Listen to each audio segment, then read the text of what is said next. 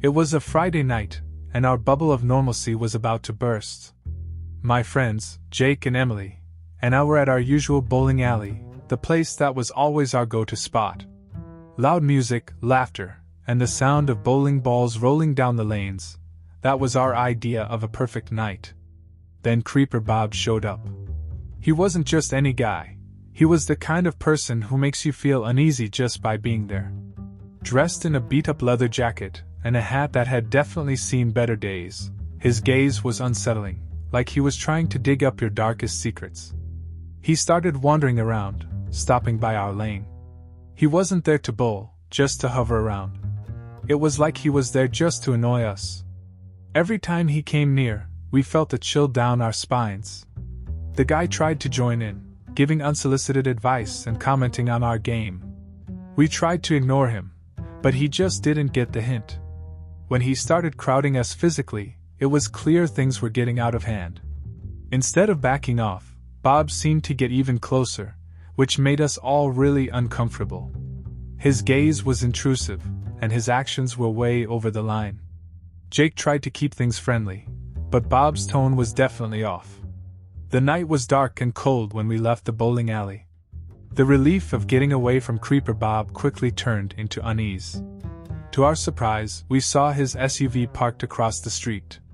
It felt like it had been waiting for us, or at least that's how it seemed. The unease grew when the vehicle started following us as we walked. Our first reaction was to pick up the pace, but the SUV kept its distance, like it was waiting for something. The sound of the engine in the background made my heart race. Bob then showed up next to us, with an expression we couldn't quite place, some mix of curiosity and expectation. He offered us a ride in a way that bordered on demanding. His voice was too calm, and his look was anything but reassuring. We politely declined, but the discomfort was palpable. The SUV continued to follow us until it finally disappeared from view, but even though the road was deserted, it felt like there were invisible eyes watching us. Finally, when we got home, the relief of being in a safe place was immediate, but the unease didn't go away. It was like we were on high alert, waiting for something bad to happen. And sure enough, it did. I got a call from Mark, which made my stomach drop. He was panicked, almost out of breath. He said someone had broken into his house and attacked him. He was alone and couldn't identify the attacker, but his vague descriptions and the fear in his voice were enough to make us worried. We rushed over to Mark's place. What we found was the kind of scene you never want to see. The house was in chaos, but there wasn't much concrete evidence to go on. Signs of a struggle, furniture out of place, and a heavy feeling in the air. It felt like the nightmare we'd lived through that night wasn't over yet. As we investigated, everything seemed to point back to Creeper Bob, with his timing and behavior fitting disturbingly well. But of course, there was no definitive proof. Bob had vanished, and with him, any clear answers about what really happened that night. We were left with the feeling that the threat was still out there, and the fear of never knowing the truth stayed with us from then on. It was supposed to be a fun night out. Rebecca and I had been looking forward to this bowling outing for days. After a crazy week of work, we needed something light, just a bit of bowling to unwind. We got to the bowling alley and things started off great. We were laughing, teasing each other, and despite a few frustrating strikes, it was turning out to be a pretty good night. Then, out of nowhere, there he was, Jason, Rebecca's ex, with a group of friends. It felt like a punch in the gut. Rebecca went pale as a ghost. I could tell right away that the night was about to take a turn for the worse. Jason was clearly having a blast with his buddies, and they were being loud and obnoxious. Rebecca was clearly uncomfortable, and I knew it wouldn't be easy to ignore this. We tried to keep going with the game, but it was impossible to ignore the situation. Jason and his friends were making a scene and throwing comments that were definitely aimed at Rebecca. To be honest, I was pretty pissed off.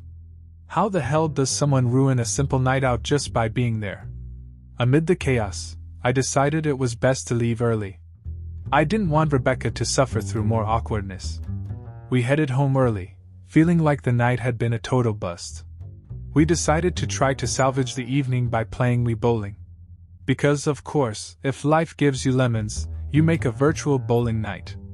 Deep down, I knew it was just a way to soften the blow, but at least we'd get a few laughs out of it. We got home and the mood was a bit lighter. We grabbed the Wii controllers and started playing. But then, strange noises began. It was like someone was moving around in the attic, and it was seriously creeping me out. Rebecca was getting more and more anxious. The sounds wouldn't stop, and I started to wonder if someone had broken into the house. Of course, the thought of a thief being up there made my nerves jangle. We decided to check out the attic, even though I was already on edge. The attic stairs creaked like they were about to fall apart. Each step we took made a noise that felt like it was right out of a horror movie. The sound only made the whole situation more nerve-wracking. When we finally opened the attic door, what we saw made my blood run cold. There was a guy sitting in the rocking chair. The chair was swaying slowly, but the guy was completely still. The weak light from the attic barely illuminated the scene, and the darkness around it made everything seem even scarier. I tried to stay calm, but finding someone in that situation was deeply unsettling. The silence was only broken by the creaking of the chair. The guy slowly turned his head to look at us, and I could see that he had a defiant look, like he knew exactly what he was doing and didn't give a damn about us. I had no idea if he was armed or if he had some kind of plan. All I knew was that things were about to get ugly. Rebecca was shaking, and I tried to act rationally, but it was hard. The tension was through the roof. The guy stood up from the rocking chair and started moving towards us slowly and deliberately. The feeling of imminent danger was overwhelming. Not knowing what else to do, I tried to stay calm and avoid provoking the guy. Rebecca was frantically trying to call the police while I kept my eyes on the intruder. Every step he took felt like a step closer to disaster. Finally, the police arrived, but the intruder had already disappeared. The fear and tension from the night had left their mark. What started as a simple bowling night turned into a real-life horror, with an uncertain ending. The feeling of insecurity was crushing. We didn't know who that guy was or what he wanted, but he vanished as mysteriously as he had appeared. What began as a night of fun had ended as a terrifying memory. All that was left was the echo of the creaking chair and the sense that anything could have happened. It was the middle of the night, and I was binge-watching some random show when my phone buzzed. Rowan. The guy never calls at this hour, so I knew it was going to be something good, or, in this case, bad. "You won't believe what I found. Come over now."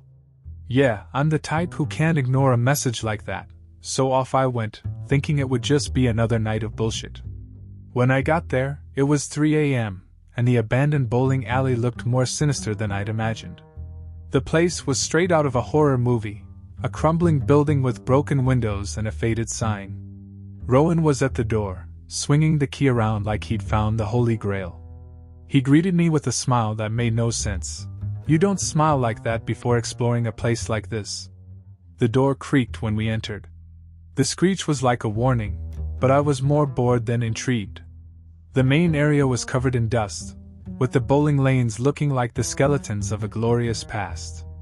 Rowan was all pumped up, showing off the place with an energy that was borderline ridiculous. He wanted everyone to see the bowling alley as something special, like it was some hidden sanctuary. I was more interested in finding a comfy spot to sit and wait for the joke to end. Then Rowan decided to take us to the basement.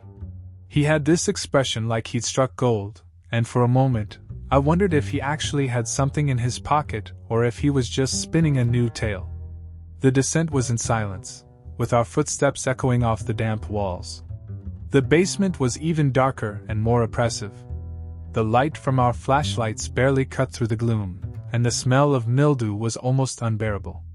At the back of the basement, we saw a figure slouched against the wall. At first, I thought it was some homeless person who had found a shelter. But as the flashlight illuminated it more, the scene became increasingly disturbing. The figure was there, banging its head against the wall with a rhythmic cadence.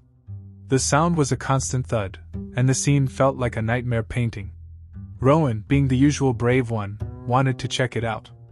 I wanted to scream for him to back off, but fear froze my words. The figure seemed oblivious to our presence until Rowan made the fatal move. Suddenly, the thing turned, and it was like a switch had been flipped. The figure stood up, and its eyes, if you could even call them eyes, were locked on Rowan with an intensity I'd never seen before. Chaos broke out in a second. The figure lunged with a speed that seemed impossible for someone in that state. Rowan tried to fight back, but it was like he was battling a force of nature.